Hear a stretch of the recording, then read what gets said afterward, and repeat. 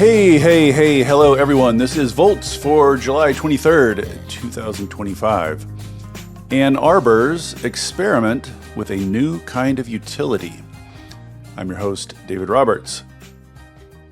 Little noticed amidst the otherwise dismal election results of 2024, the 120,000 or so residents of Ann Arbor, Michigan voted overwhelmingly to create what the city is calling a Sustainable Energy Utility, or SEU. It is not a municipal utility, meaning it will not replace investor-owned DTE as the sole power provider for the city. Rather, it will work alongside DTE and provide services supplemental to DTEs, mostly distributed solar and storage, perhaps one day linked into microgrids, perhaps one day supplemented by networked geothermal heating systems. Customers who choose to subscribe, the service is entirely opt-in, will receive two separate bills each month, one from DTE, the other from SEU. This is, to my knowledge, a novel setup. It's intriguing for several reasons, not least of which is that it captures many of the envisioned benefits of a municipal utility quickly, without the years-long legal battles and enormous legacy infrastructure costs that come with full municipalization. Where did this idea come from? Where does the SEU currently stand? What exactly will it offer residents once it is fully up and running? To explore these questions and more, I am talking today with Missy Stults, Ann Arbor's Director of Sustainability and Innovations. She is responsible for the A20 plan, aimed at achieving carbon neutrality in the city by 2030, a goal that can only be described as crazy pants. The SEU is a part of that audacious goal, and I am excited to dig into it.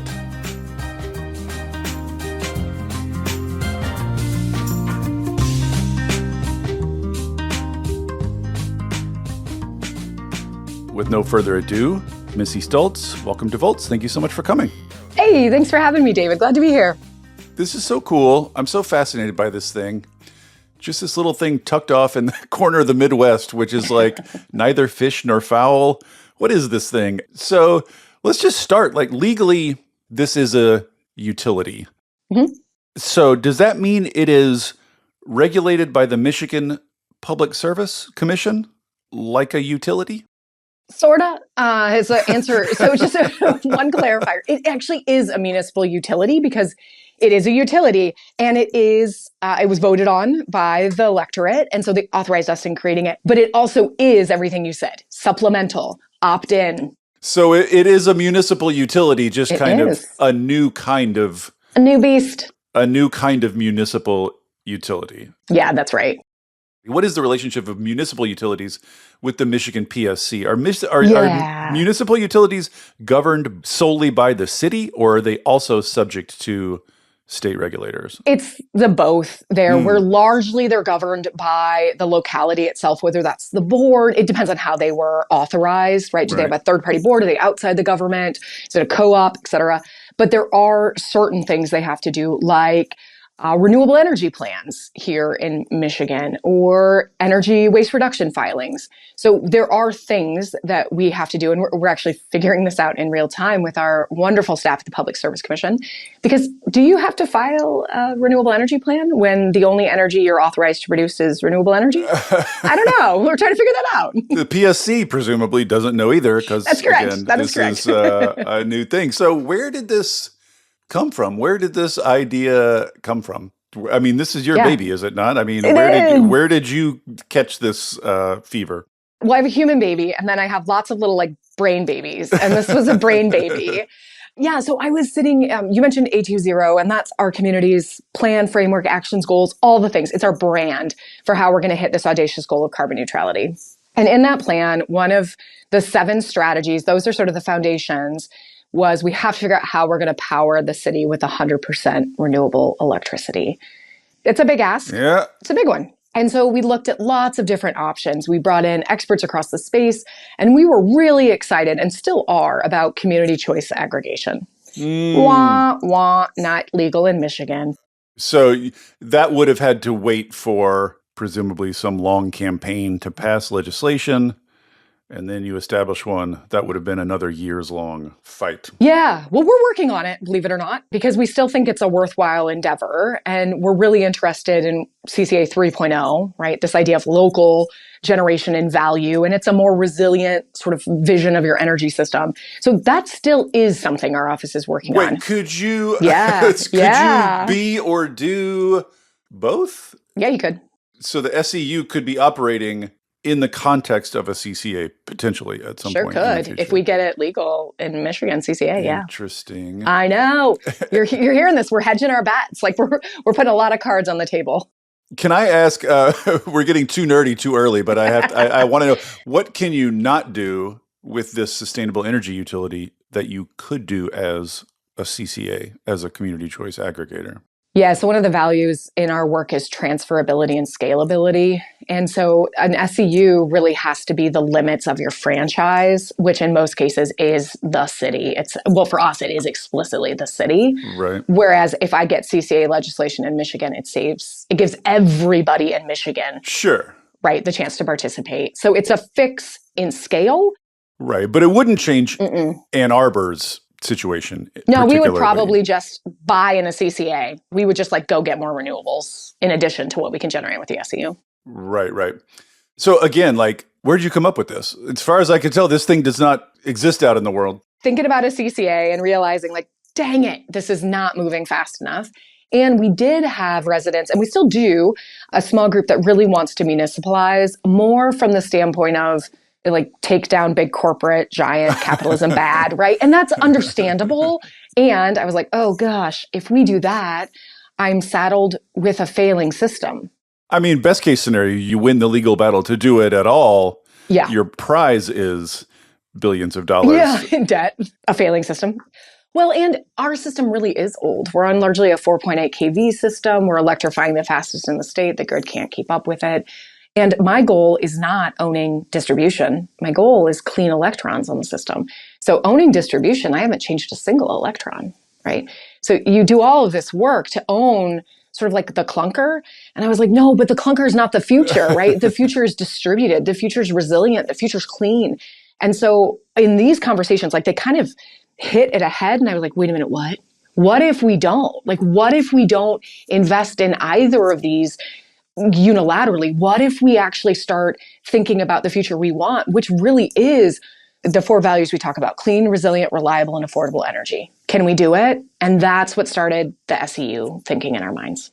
Okay, so later on, I want to come back to this relationship you have to the distribution grid. But first of all, so you've come up with this entirely new second utility operating alongside DTE, and I was reading this very, by the way, elaborate and informative frequently asked questions document on your website, and I came across a sentence many pages in that made my jaw drop, which is, and I quote, "The city has not received any communications from DTE regarding the proposed SEU."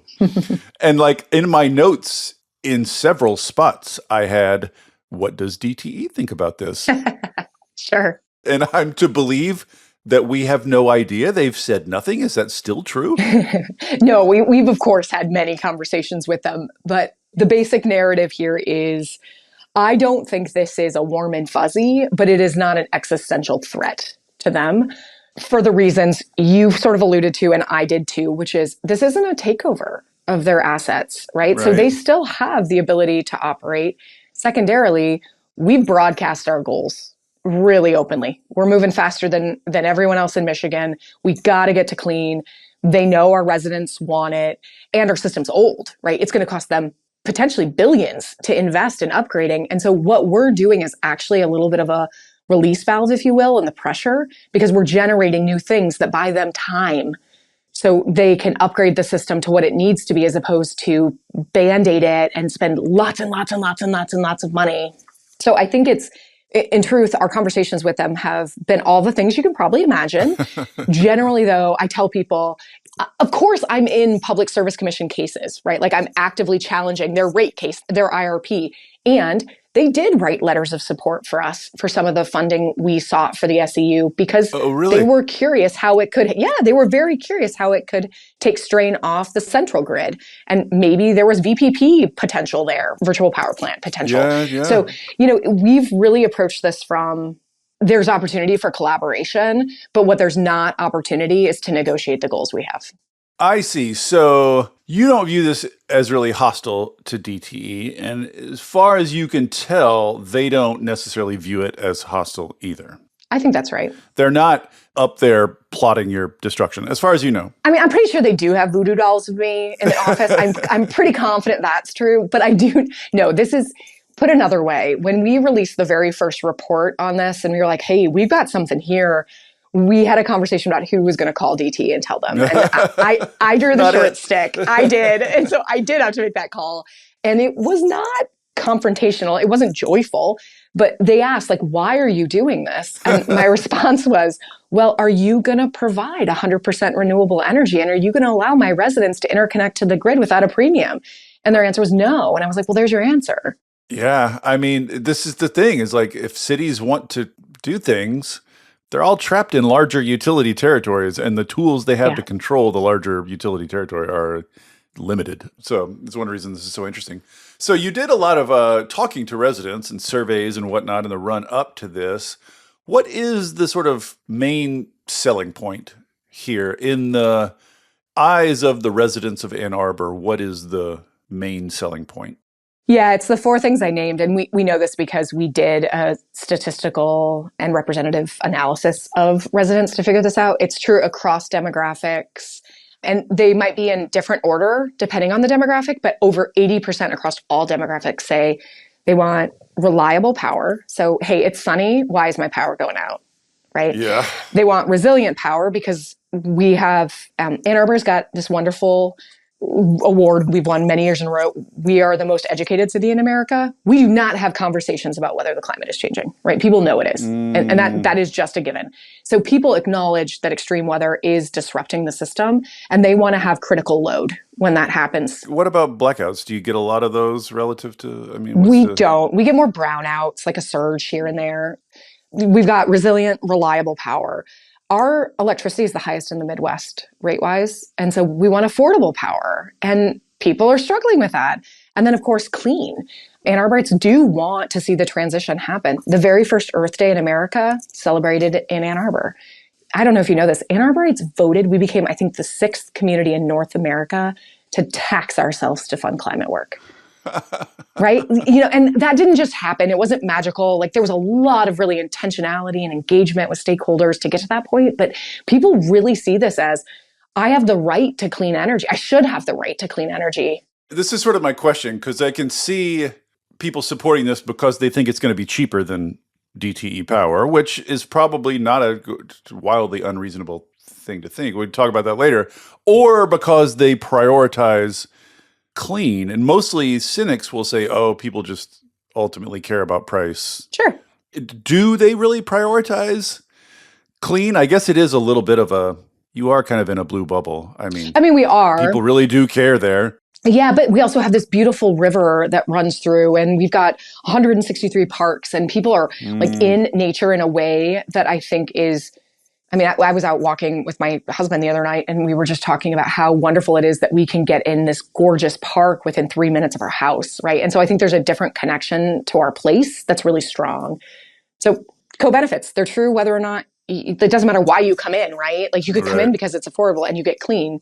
But we also have like the My Green Power program is our VGP, voluntary green pricing program that a lot of states have. It's a premium product. We're the highest subscribers in all of DTE's territory.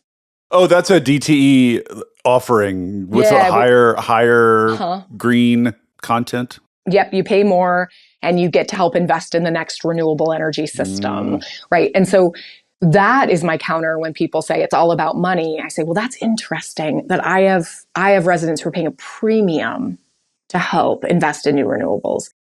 I mean, one can imagine all sorts of things sustainable energy utility might do in a municipality, but it's always our eyes are bigger than our stomachs, as they say. What is it up and running yet? and Very good question. And when it is up and running, what are going to be sort of like the first things you offer? Yeah, we're telling everyone it's 18 to 24 months from January 1 of 2025, because you got to start a utility, right? You got to have billing, you have to have customer service, you have to have contracts, you have to have easements, you have to have all the things, So right? this is basically going to, like, you have a city sewer utility, you have a city, exactly. This is just going to be another city utility, basically. Yeah, like we have water utility, we have stormwater utility, right? We have water recovery. So yeah, exactly. And so this is not going to be run by you as some sort of boutique green thing. It's going to be run by a city employee who thinks of themselves as working for a utility. In other words, it's like I don't know if that question made sense, but well, so here, let me tell you how it's governed. So this is what we have done. When the voters authorized it in November, that gave us permission to change the city charter and to create its governing ordinance. And when we created the governing ordinance and it was adopted, the utility was officially born, if you will. Mm-hmm. And that was April 17th.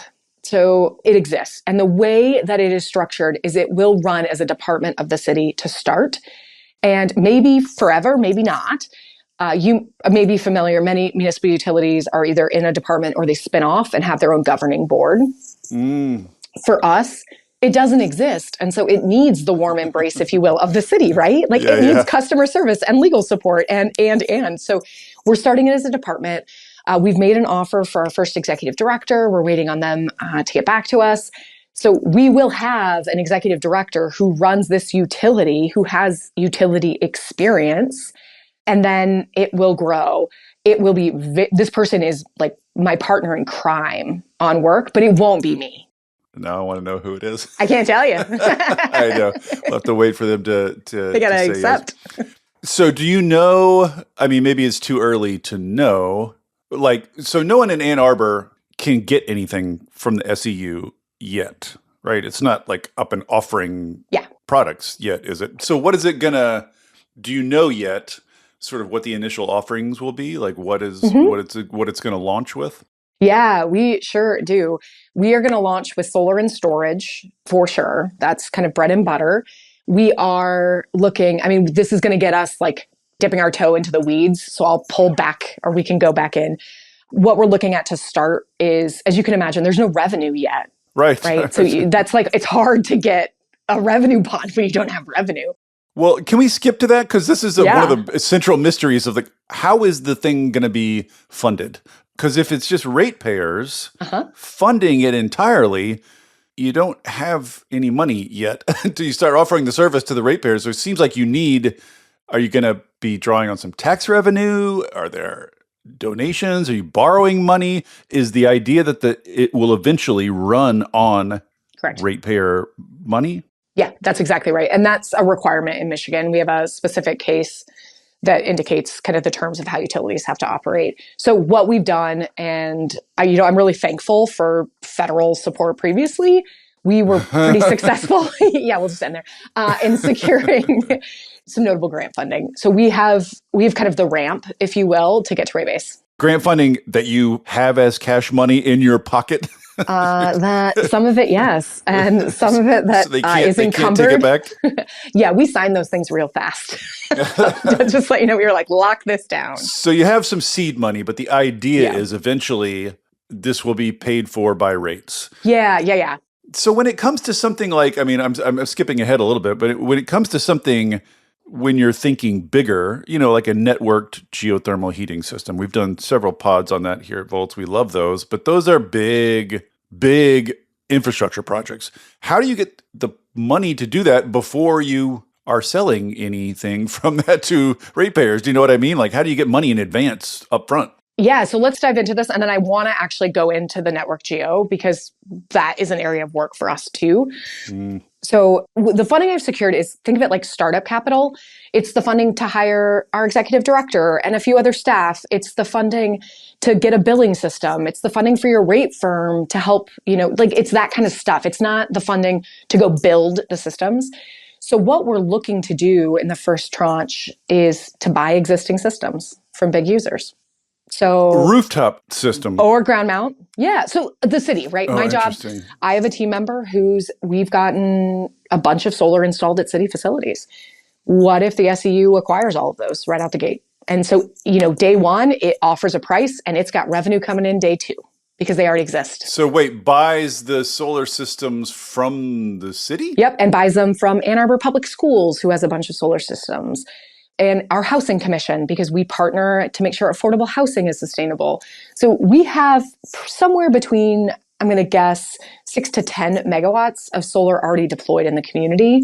And if we bought that first, we don't have to wait to build it, right? It already exists. So if I'm a private homeowner with solar on my roof, why would I sell to you? What's my incentive to sell to you? Yeah, so we're not going to likely start with individual privates because it takes a lot of pride. We will eventually offer to buy those, but we want to start with big users. Think about it this way. I just gave you a lot of solar. Let's just, for math, say it's 10 megawatts, but only 3 clients, right? So your billing system goes to 3 people. You figure things out. You kind of build your muscle a little bit pretty easily before you go to 10,000 households. And you're like, our billing system broke, right? You don't want to do that. So that's why we want to start with big users who have a lot of assets quick. In terms of your value proposition, what you just asked, there's a few things. One, you may not ever have to worry about maintenance, right? Like it's all the utility. Now, these systems don't really need a lot of maintenance, but for something like a school, you can't go down. You got to have continuity. And these are more complex systems than a res system. 2, capital. I mean, if you spent 10 million on projects and it's depreciated today to 7, and I can walk in and cut you a check for $7 million, you got flex funding to do teacher salaries, whatever might be needed, right?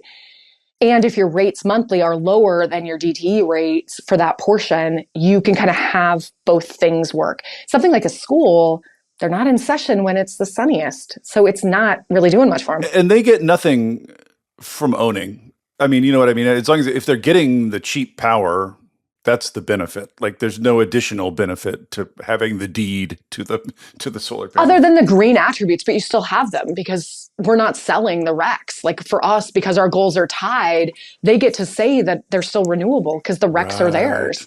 So it meets a value goal of like financial value and perhaps of moral values. They get to check. It's educational. Students get to engage in it. So it's an easier win-win, I think, in that scenario. Yeah, school solar is such a obvious win for everyone. I can't believe there's not more attention on it. So you're going to start by buying up some existing rooftop solar installations, maybe some ground mounts. We're working on that now. Right. And then basically at that point you will have supply available and then people can subscribe and basically buy that solar. Not yet. So these are all behind the meter systems so far. So the idea is you start with behind the meter. So the idea of buying existing assets is more about getting the SEU up and operational, because just like a water system, I mean, think if you're doing a water main replacement, that's a lot of capital you got to go get from the market to replace lots and lots of lines. But we do this all the time. And what they say is, okay, great. You've got revenue locked in. Yeah, we'll give you 50 million at a 2% interest rate. Go forward. It's the exact same thing. So once we have revenue, the markets know we're a utility. They understand that. And then you go to normal markets to get your future capital so I can deploy more. I see. So you're just trying to ladder up with starting with her. And the vision when this is, more fully up and running is that I'm a citizen of Ann Arbor. I can either buy a solar system myself for my roof and sell you my excess power, sell the SEU my excess power, or SEU will come to my house, install, own, and maintain the system, and I will just buy the power from SEU. Those are my 2 options. And that's going to be the bulk of the sort of initial offering. There's also this energy waste reduction. I'm assuming that means just like retrofit type of stuff. I mean, does DTE not offer, I thought even the dumb investor-owned utilities, they all have some kind of efficiency program. They do. Yeah. This is an area where we are exploring a lot of collaboration with DTE because our markets can Some markets are easier to tap into and others are complicated. Ann Arbor's 55% rental. Yeah. And rental's real hard to get into with EWR. And so we're working with them right now to figure out, we also just passed a green rental policy that's going to require landlords to either do educational work and make some like perfunctory kind of changes or actually get a home energy rating score and show performance. So they have some flexibility, but we're working with DTE to say, if we get some bad performers in here, we've got houses that have zero insulation. I can get you EWR, like check boxes. We can help make sure people are in safe, healthy, affordable homes. Win-win. So we are looking at collaboration. The idea for us, though, is we can go further faster, right? So if we could stack with DTE. So as a customer, I say, I check a box. Yes, I would like XYZ. SEU sends someone to my house, and it's like, how do I pay for that? How does a ratepayer pay for that? Is that That's a good question. free for the ratepayer? So basic process, and then I'll tell you EWR. Right now, we have an expression of interest form because there isn't a service, right? So we have about 1,000 households that are on this, like, I want to know more. And we send them about biweekly updates on how things are progressing. Once we're ready to do intakes, we'll then follow up and have them do an intake form where they're telling us, what are you most looking to solve for? Is it cost? Is it resilience? Do you have a health issue? Maybe your grid goes down a lot. Like, what are your pain points? What are your goals here? And then we'll come out and we'll do an assessment. We'll sit down with them. Our office, the Office of Sustainability, already runs a free home energy assessment that is, it's not really, like, people are probably assuming a home energy assessment is really just looking at energy. We actually it's a decarbonization assessment. So it looks at everything you would have to do to get that home to zero greenhouse gas emissions. Like, it's pretty sweet. So we think we're going to use that assessment and then sit down with them and say, okay, let's say you want solar. Well, you're real leaky. We really think you should be doing some insulation, air sealing, whatever it is first. Here are the rebates that are available. Here's the residual. We would on-bill finance that through the utility, right? So you could stack, assuming there are federal programs and state programs and utility programs and. When we say on bill, we mean on SEU bill, right? You cannot mess with DTE's bills or billing system. Yes, and DTE does not offer on-bill finance. So that's part of the perks here of us being able to offer it. Interesting. So there will be some customer-owned, in your sort of vision here, there's some customer-owned solar, there's some SEU-owned solar, there's some community solar, and the idea eventually is that you want to keep that energy local. Yep. So that people will be able to sell their excess solar within the community. That is sort of literally to their neighbors. That is what SEU is for, basically, is to do that. Let's then talk about, like, if I'm a DTE customer, they're all DTE customers. Yeah, everyone is. Yeah. and I install a solar system, and currently I'm selling my excess solar to DTE. And you come along and say, hey, sell it to SEU instead. This is one of those things where I was like, well, it seems to me like DTE might have something to say about that. Well, we got a few things going for us here. One, they have been pushing to have a cap at how much renewables you can sell back in their service territory. No kidding. I've heard of lowering the price they'll pay you for it. No, they do that too. But capping it? So we already do have a cap. And we lobbied pretty successfully to get that raised because Ann Arbor blew through the cap itself. Yay! So they would be talking at both sides of their mouth. The cap is at a household level or the city level or what? All of the above, actually. You can only generate 110% of your total usage on site and be connected to DTE's system. It's crazy pants. Exactly. And it gets complicated when someone's electrifying, right? Like if an EV is in your future, what do you do? Yeah. So that's tricky. So you've got that cap. And then there's a service-wide cap. And I think it's 6% right now of their last year's generation. They cap at what they'll receive. And then they moved from net metering in 2018 to inflow-outflow. So our average rates, we have time of use rates, so that messes everything up. But like, let's just say it's 19 cents. So that's what you're paying. When you over-generate and you're pushing to the grid, you're getting about 7.5 to 8 cents. So yeah, there's no incentive. This is not like DTE is jealously hoarding the excess solar energy. They don't care and don't seem to want it. don't even seem to want anyone to build it. So we'll take it.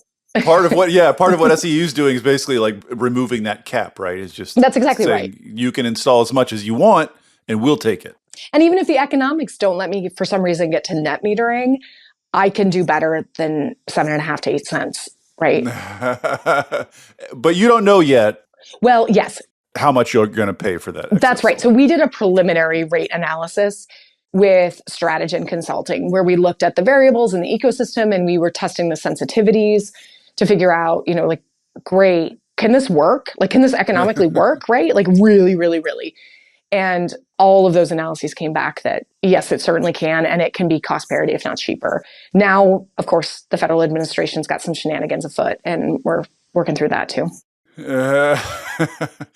So if I have solar on my roof and I'm making excess solar, I would likely have every incentive to sell it to you instead of DTE. Most likely. And you have no reason to believe that DTE is going to stick their beak in that or object to that or mess with that in any way? Hey there, everybody. Don't worry. I'm not going to tell you about a new mattress or push a credit card on you. This isn't an ad. There are no ads on Volts. It is supported entirely by listeners like you. If you'll indulge me for a second, I'd like to ask for your support. I started Volts because we're all surrounded by depressing news about climate change and misinformation about clean energy, and it's never been more important to share the stories of the real people on the ground doing the real work of transition and all the ingenuity and courage and public spirit they are bringing to it. People are hungry to hear these stories, to learn from and find inspiration in them. I've heard from people who changed majors or careers after hearing episodes of Volts. People using it in classrooms, in community groups, even state legislators who have passed bills inspired by specific episodes. Sharing these stories matters. It makes a difference. If you have found value in it and want to help me continue doing it, I hope you will join the community of paid subscribers at volts.wtf. It's about the cost of a cup of coffee a month. If you don't like subscriptions, you can make a one-time contribution, leave a review on Apple or Spotify, or just tell a friend about Volts. I am grateful for any and all support. If you're already a paid subscriber, thank you. And now, back to the show. And you have no reason to believe that DT is going to stick their beak in that or object to that or mess with that in any way? Maybe. We have some really good lawyers at the city, and they're right beside us on this. I mean, it's possible at any point, but the utility hasn't shown a strong proclivity to want this energy. Right. So starting up, you'll have solar offering, solar on roofs with battery storage, obviously. Yeah. I mean, I'm assuming that like the storage is optional. That's right.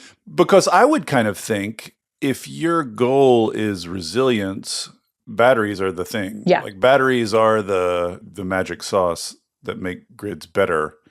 So I would think that you would be pushing storage everywhere you could. This is sort of the kick. I mean, from a sustainability director standpoint, yes. But from a ratepayer standpoint, if your primary motivation is affordability, if I was in a low income neighborhood. Yeah, totally. Right? Like I can get you solar, no questions asked, for cheaper because solar already has an ROI over the life of the asset, right? So that's not a question. The battery is really when we're talking about resilience or health issues or. And so that's what we're trying to, at least when the behind the meter systems are our start, we've got to really be responsive to what the end users are looking for in their system. Yeah. And if you don't have a ton of blackouts, like that's the main customer motivation. I mean, we lose power a lot. We just, for short periods of time. And the utility is getting its hand slapped. Like we're in a performance-based rate making case right now where we're pushing because of the amount of outages we've had too. So like we're playing both sides. But you could theoretically fund and build a community battery installation, theoretically, yes? Yeah, as long as I mean, I'd have to build parallel distribution. I want to get there in a second. I am going to get there in a second, but I want to go back to this thing about network geothermal because financially, it makes sense to me laddering up with solar because those are relatively small increments, small rungs that you can climb. But when you're talking about doing something like network geothermal, for that, you need a big big, big chunk of capital up front. Mhm. And ratepayers are not going to advance you money. So again, like when you run into these big chunks of money that you need, these upfront capital expenditures that you need, where do you get that? Is it just like you just borrow it like other utilities do? That's exactly right. Yeah, exactly right. And for us, we were lucky enough to be one of the communities that won the geothermal both planning grant and implementation grant. Ooh. Yeah, so we won 10 million from the U.S. Department of Energy to actually build a network geothermal system in a neighborhood that we've been working for about 4 years to make America's first carbon neutral existing neighborhood. Oh, interesting. Yeah, so that one is one we're waiting on the funds to be released for, but that'll be our first. Eesh. I know. It's going to happen. It's going to happen. This girl's optimistic. How confident do you feel about that 10 million? Right now, 92% confidence it's coming. It's going to come. We're going to fight. We're all knocking on wood. Okay. So, but you think once you have revenue and you're sort of, you've taken your baby steps and you're up and walking, that you will have access to cheap capital in the way that utilities do? Yeah, I think that more than that, we have a few things that the utilities don't. We're a triple bond A rated city. Investors really like those words. We have no shareholders, so more of the money goes directly back right, to assets. So our cost of capital is generally notably lower than the utilities. Really interesting. So this brings us then to the wires. And this is another main question I have. Love me some wires, love a distribution grid, but running the distribution grid is sort of definitionally what the investor-owned utility is doing, what DTE is doing. Yeah. So you say that's fine. We're not interested in the grid. We're just interested in more clean energy being generated and sent to these households. But if you want to network these solar systems together, that requires wires. Yeah, it does. And it requires wires going across property lines. Mm-hmm. And traditionally, distributed energy developers bang their head against this wall everywhere. As I'm sure you know, they can't link their own projects together because that is only the utility is allowed to string wires across property lines. So what is the legal status there? Are you allowed legally to run your own distribution lines?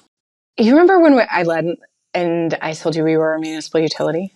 Yeah. Hey, who's allowed to run those? Utilities are. So we win. But that's it, right? That's but the core, the whole point of the utility franchise, like the whole origin of the utility franchise is that this is a natural monopoly, that wires are a natural monopoly. So if like somebody decided, hey, maybe we can just have two doing wires, that seems like a notable new chapter in the utility story. This is unequivocally the story, right? That no one has thought about this because of exactly what you just said. The idea that one side of the street has one like line running down it and the other side has another line. Well, basically you're doubling your cost, but halving your rate base. Like it makes zero sense, right? Like economics won't work. But when what you're talking about is I'm not running big scale distribution. I'm connecting 20 homes together in a microgrid. And microgrid's a weird term because we haven't figured out what this really is because microgrids always backfeed or historically do backfeed to the grid. So we're trying to figure it out, but work with me here. So you have small scale distribution such that I have 100 neighborhoods that are their own little grids. That's it, right? I don't have a big scale grid because again, the grid's not the goal. That's a pretty expensive proposition. It's also, in every case I've seen, the most vulnerable part of our electric system is the grid. Sure. I mean, I'm all for the resilience benefits of microgrids. I love a microgrid. I'm just like, it's the legal status of all this that is baffling to me. So you have Ann Arbor, as far as I know, alone in the United States, 2 entities that are legally allowed to build distribution infrastructure. It is like signed, sealed, and delivered in November when the voters authorized it. Wild. We clearly got permission to become an electric utility. So we are a municipal utility. We have just chosen for it to be supplemental as to a full replacement. So your restraint here, we're just going to link houses together. We're not going to try to build any sort of real distribution infrastructure. That's just... It's still real. It's just different. It's still real. It's different. But that's just voluntary restraint. We could legally build all the distribution infrastructure you want. And here, again, in my notes, I have, what does DTE think about this? Like, I can imagine them making peace with you owning solar systems. But once you're building a competing distribution system, I can see conflicts cropping up there. Are you worried about that at all? I mean, a bit. This is, in fact, where we talked about kind of going in on a grant together to really understand these dynamics. Because if you will, you could imagine that the microgrid really comes into play when the central grid is not operating effectively. And so then you have, from a utility perspective, less crisis. So the way I have conceptualized and thought about this is it's unlikely in most cases that we're providing 100% of someone's electrical usage every minute of every day through the SEU, right? I mean, that's not how we're going to start. We've really thought a lot about starting with critical load. You know, like my kid doesn't need to have an electric toothbrush going when the power's out, right? We need our refrigerator to not lose all of the items in it. So if we can size the system to do kind of critical load plus, that means that it's kind of a win-win for everyone in the ecosystem. DT is not having to do huge payouts. They're not having to harden in certain ways yet. There's just, all of this is a kind of convoluted way of saying, we think that this is actually a value proposition for most stakeholders in the ecosystem that's pretty unique. And small scale distribution. Including for DTE. Yeah, which is like bonkers, eh? Yeah, it is a little bonkers. Yeah. And again, I would love to hear the words "I agree with that" out of the mouth of someone at DTE before I take that to the bank. But I mean, that would be nice if it was happy and cooperative. I mean, we're not singing Kumbaya around a campfire. I do want to be clear about that. Like that, there are things that is true. For example, we just signed on Earth Day this year the first heating franchise, traditionally known as gas franchises, in the country that has a climate commitment with DTE. They have agreed if we build network geothermal systems, they will bid and bring the capital to make those systems happen. Because they see the value as they're trying to figure out their own decarbonization goals on the gas side. This gives them real low risk opportunity to learn, understand the economics, right? So like we are trying to find win-wins because of what we started with, this idea of transferability. If I solve this in Ann Arbor, good for me, give me a high five. But like we didn't transform the world. If we help an IOU figure out how to become a heating utility, holy crap, right? Like good job. That's notable. In a sane world, I don't even know where to go with that, but okay. Immediately you've got to project your mind far away from our current circumstances. In a sane world, DTE would be doing all this, right? I mean, in a sane world, this is stuff that we want utilities doing everywhere. The only reason you have to do this is that they're not, basically. Yeah. Right? I mean, we can agree on that, right? Like theoretically, for sure. All of this is like absolutely in a utility's remit and makes sense for them to do. They just they'd have to be led straight up to the trough, I guess. But like in a perfect world, DTE would be doing this. Exactly. And you know what? I will even throw them an olive branch and say, it's not just DTE. Why isn't every manufacturer doing like take back? Why are we responsible for end of life when they're making profit on it? We have people who dump contaminants into our rivers and then we have to clean it up. They should be like polluter pays should be rules. If folks are choosing to take the commons and use them in ways that are hurting our health, our safety, and our vitality and viability for future life, they should be held accountable, right? And so this is an option where we're sort of saying, we are going to hold you accountable and we are going to help you get to the level of accountability we want if you want to come beside us. Well, obviously you're going to start small, ladder up with small increments. This is a big thing to take on. It will take some time to get it up and running. But in the fullness of time, how much of Ann Arbor's electricity do you aspire to provide? Can you imagine a world where you eventually provide all of it? That's a good question. So the math is what I can give you, and then I'll go from I am known in the office. My team often says she's got that look. She's got a Missyism. So I will give you the Missyism after that. Our analysis shows that we can generate about 400 megawatts of power locally if we use all viable roof space that we have, garages, parking garages, etc. We use around 440, 450 megawatts. Now, to be clear, not every ounce of that 400 is really good. You know, it includes my neighbor's roof who's like, it's questionable if the economics pencil. They pencil at scale. They may not pencil individually, but we're doing efficiency, right? So we're trying to drive that number down, but I'm electrifying. But you're in the same order of magnitude. Oh yeah, you're in the ballpark. For sure. And then if I start moving heating to geo, that efficiency, like we're playing ball. Like we're real close. That is interesting. And then again, again in my notes, what would DTE think if like eventually a competing utility took all its customers, more or less, or like, you know, it'll still have the customers, I guess, but they'll just be sending in like a nominal grid fee. Mm-hmm. But in the end, if they're still connected, I mean, that's right. I wonder how they think about that. I mean, I'm sure they're not like, high five, great job, Missy. But the other thing is, the way this works is it's our franchise footprint. So we can only ever be the city of Ann Arbor. In the actual SEU. Literal city boundary. So worst case, they're losing the city of Ann Arbor. Right. And they serve millions. I think we're like 4% of their usage, maybe 5%, right? So it's not great. But of course, like, and this brings us to something else I want to talk about, which is like, you're not just you. Exactly. Yeah. People know what you're doing. It's right there in the newspaper and plenty of other, you know, I can't imagine that other municipal leaders are not watching this with immense curiosity. Are you hearing from other people? Sure am. I spend a lot of time with my peers. Yeah. You betcha. Yeah. I mean, it's really crazy to me that this is legal. Why not? But never been done. I think it wouldn't have been done but for the advancements in distributed energy, right? Because you would have had to have that big centralized system. And so it's only been probably, like, from an economic perspective, only really possible the last 10, maybe 15 years. And you have no aspirations of going beyond? Like, what could you imagine? Like, what's the biggest, within the city boundaries, you could build, you know, community solar. Mm-hmm.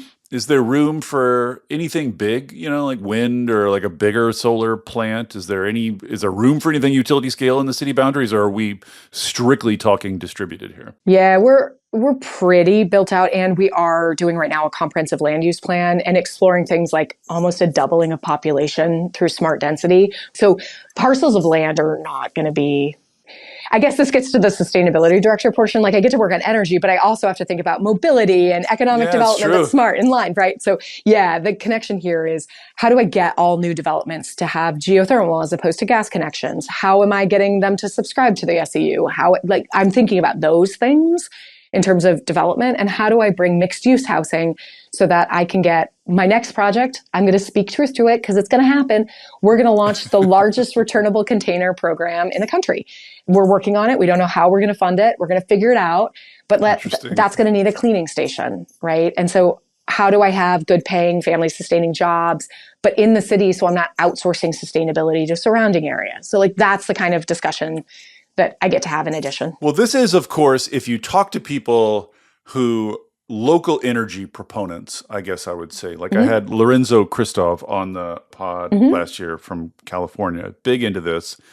Precisely what they're advocating, precisely what Lorenzo Christov is advocating, is having an entity at the local level doing utility work, basically, like doing the equivalent of regional planning at the local level, a DSO, a distribution system operator, like they have in the UK now, I think. And it sounds like this SEU is in the neighborhood of a DSO, a distribution system operator. Although, as we said, you're not operating the wires, but like it's in the neighborhood. But part of the value proposition is that you can integrate local energy planning with local transportation planning and local housing planning and local economic growth Exactly. planning. Like you can make all these things work together. Yeah. Even local food production, right? Because Yeah. you need, well, I mean, we need shade in certain areas, but we also have energy intensity of certain things. I mean, here, this one's random, marijuana, right? Like, and as we have data centers that are popping up in the country, these are huge energy hogs, right? Marijuana is actually a shockingly huge energy hog. Those grow lights I know. Yeah. I know. It comes up in more and more of the pods. It's That's funny. Are there things you're not legally allowed to do? Like, what are the limits here? Like, what can you legally not do? You can't operate anything outside of the boundaries of the city. That's The an obvious franchise. one. Yeah, there's that. Well, what else? I don't know. I'm sure the lawyers don't want me to answer this question. Yeah, maybe you shouldn't speculate wildly on a podcast about that. But I'm just sort of curious. Like, what are the limits? Well, I think we're probably figuring some of them out because just like you were head scratching as you were reading materials like this, what about this? When we talk to our friends at the Public Service Commission, they're like, is this even a utility? We're like, yes, here's utility law. And they're like, oh, they're also trying to think through, well, what would we regulate and how would this look? And, we do energy waste reduction in Michigan is paid by the meter, but households in Ann Arbor will have 2 meters. So yeah, do they have to pay twice? We think that's silly. So what would we do? Those are the kinds of questions we've actually submitted filings to the Public Service Commission saying, help us think through it.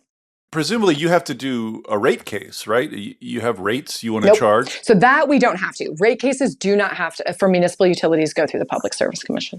Interesting. Yeah. Do they go through something? City council? Yeah, city council.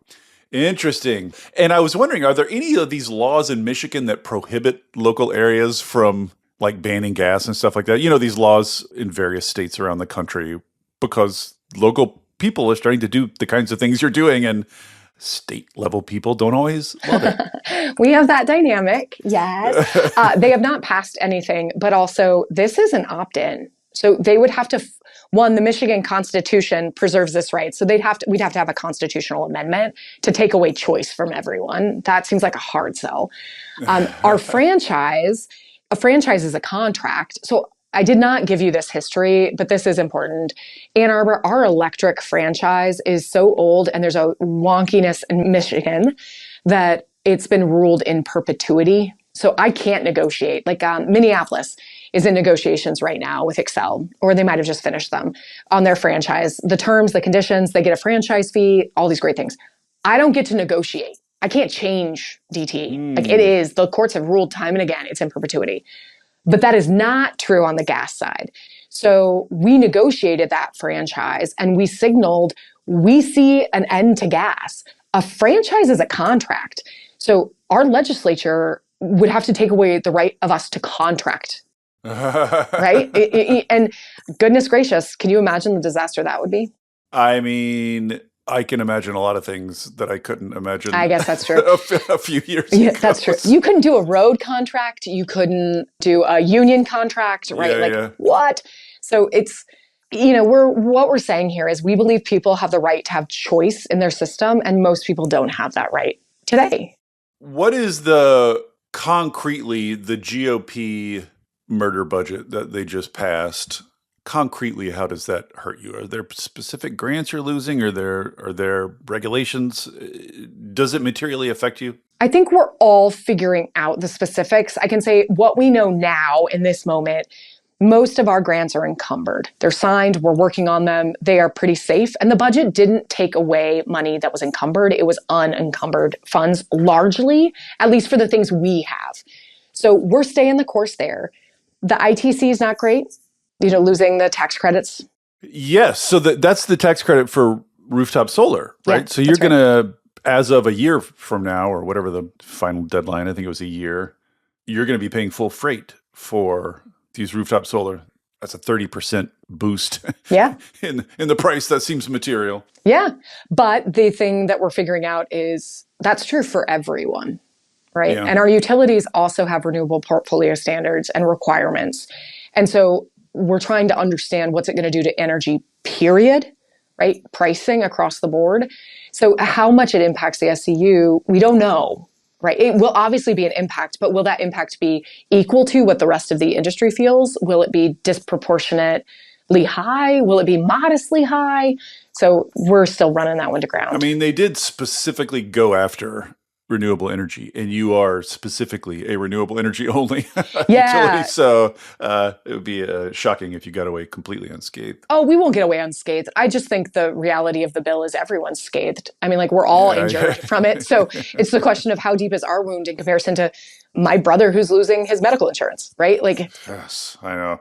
Or, people getting rounded up as troubles all over. You mentioned renters, that Ann Arbor is 52% renters. I meant to ask this earlier, but let's just briefly touch on how renters can benefit from the SEU. Mm-hmm. Obviously, they can't buy or install solar systems on buildings they don't own. You have some city laws that basically prod rental owners into doing this stuff. What else can renters sort of get out of this? What's the value proposition for renters? I think this might be one of the things about the SEU maybe it's one of the top 5 things that I'm excited about is in rentals. Renters always get left behind. They always get screwed by energy policy. Right? But we have this split incentive that you clearly know of, right? A landlord's not going to make these investments because in most cases they're not paying the utility bills. The tenant's not going to make them because they don't own the property. Well, the SEU pays all the upfront capital. So the landlord has to expend nothing. The tenants pay those utility bills. The landlord gets to state that their apartment, their home, whatever it is they're renting, now has more resilient power. And ta-da! So you're basically, you're boosting the value of their building for no upfront cost to them. And giving the tenant safe, affordable, like locked-in power. Right. So why wouldn't why wouldn't they all just do it? Okay, well, I know that's rhetorical, but I will tell you the number one reason we've heard. And this passed with about 79%. It was like 78% to form this thing? Yeah, it was 78.9% of the voters authorized it. So that tells you 21% were like, no, thank you. And we talked to them, and their answer, it was one of 2 things. They were confused that this was a full municipalization effort. And so they were like, I don't want you buying the grid. The grid's not working. And we were like, well, that's not it. And they're like, whew, thank goodness. Or it was, I don't trust my government to fix the roads. I'm not going to trust it to run a utility. Yeah, but like who else is? Well, but that said, so like there's going to be that landlord, right, who is just going to choose not to do it. And so it doesn't solve it. Like it doesn't give the tenant full autonomy to go move forward, but it does solve a lot of the problems we see in the system. Yeah, interesting. I'll be really curious to see how that plays out. I find that class of people difficult to predict. I don't totally understand them. Well, we're short on time, but I did want to get to and let you say a few words about the equity angle on all this. I'm guessing that is not something that DTE excels at, taking care of low-income ratepayers. So how are you integrating that into this setup? Yeah, well, this is core to the work that we're doing. In A20, we have 3 values. It's sustainability in all of its facets. It's equity and it's transformation. And transforming our system means doing things like this. It's really questioning why we operate the way we operate and if there's a better way to do it. So equity for us can't be like a lens that I choose to look at problems because that's privileged, right? I happen to be wearing glasses right now. I can take them off and not see the problem if I don't want to. So we're trying to figure out how it's centered in the work that we do. And so we worked with residents to ask these questions, to really understand what are the pain points in the energy system? What are the barriers to accessing renewables? Can I ask about Ann Arbor's economic sort of like makeup? Like what is the population we're talking about here? Yeah, so we are a pretty darn diverse community. We've grown more diverse over the years, largely thanks to the University of Michigan and the retention of, I forget the actual colloquial term they use. It's like the Silicon Valley of the Midwest, because we have just a lot of startups, right, that like spun off from the U. So we are, I think, 65-ish% white, Asian, Black, Latinx, sort of like break across the other demographic profiles, or that remaining 35% kind of splits. Income-wise, pretty affluent. Poverty hides really well in Ann Arbor. There's a lot of poverty. It's just is this one of these situations where urban housing has gotten very expensive, and Yes. so a lot of the low-income people end up being driven out to the suburbs outside city limits type of thing. Or what that happened is housing has gone up so much that people are aging, so they're house rich, but like income poor. Right. Yes. Classic NIMBYs that those folks. It's tough, man. It's rough. We do say we have a climate crisis and an affordability crisis in Ann Arbor, which is why sometimes like this one makes me bristle when people say we either can build more housing or we can work on sustainability. And I was like, wrong answer. Like that's a lose-lose proposition. They are one and the same. Are they not? More housing is sustainability. Yeah, and building crap housing that is not safe and healthy for people is a terrible solution. Yeah. Plus, like, I don't know, the climate crisis is real. We're living it. So I work really closely with the head of our affordable housing. We actually fund them to do fully carbon neutral buildings. We just installed geothermal at a new build. We're working with them on geo at another building, right? Because another image I talk about a lot is when you're in a flood, the first thing you do is turn off the spigot. Yeah. Right? Like you got to stop before you clean out the water. Well, speaking of the spigot, do you have city level laws on new construction? Like, is new construction required to be geothermal hooked up? That'd be nice. Solar ready, electric, all electric, et cetera? Nah. So here's where I get to like be an envy of everyone else. Michigan's building code and energy code are at the state level. They're the floor and the ceiling. So I have no authority. I can only incent people. I cannot require. Interesting. Yay. I mean, but at a certain point, like if the whole city is set up to reward That's right. renewable energy, you got to think that like it would just be perverse at some point to go in there and build I mean, presumably you're going to be winding down your gas. I mean, the hope system. is we are doing a study right now with Stantec of other locations to do our next network geothermal deploys. So we've just done a desktop analysis looking at demographics and variables and heating loads. And now we're getting ready to go put drills in the ground to understand thermal connectivity at 3 different sites. So we can actually build what comes next, right? Like what system are we going to move and move and move? But you can't take away something without giving someone a really viable alternative. So we're trying to figure out what does this look like? What's the time horizon? What's the cost? All those things are in play. And the networked geothermal system, once it's up and running, because DTE has a gas side, which would be the natural or would be the sort of obvious people to be in charge of that, would SCU own and run it, or would you hand it off to DTE in some way at some point? No, SCU would own. What we talked to DTE about is we will need someone to bid in, right? We don't know how to run network geo yet. We haven't done it yet. I mean, nobody, right? So everybody's figuring that out. Exactly. So we're going to have someone who runs that system, and we've encouraged them to really explore if they want to be beside us as that unfolds, to understand the nuances of how they operate, how they could scale it, et cetera. Interesting. What a fun job you have. I spent some time like crying. I know. When you're not feeling traumatized, I bet you feel lucky. It's a gift, actually. What a great place to be. It truly is a gift. Yeah, you're right in the center of so many systems. Well, like I have to believe that if this works, when it works, when you pull this off, it's such a obvious thing for other cities to do. I mean, it seems obvious to me if it works, if it's financially viable, because this is like one of the central dilemmas that this pod and that people and clean energy run into again and again and again is like the utility's big and you're small. Your city is small, your neighborhood, your house, you have limited power of the utility. So the idea that it was like, well, if you're not going to do it, we're just going to build a second utility and do it.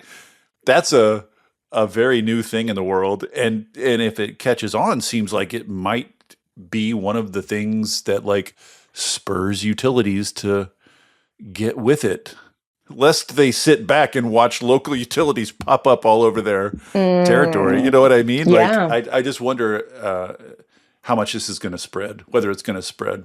Well, game on. I would say the highest form of flattery is, obviously is replicating. So the other thing we have in our office a lot right now is light shines the brightest in the dark. And so we don't have an option. There is no planet B, right? Like we've got to solve for this.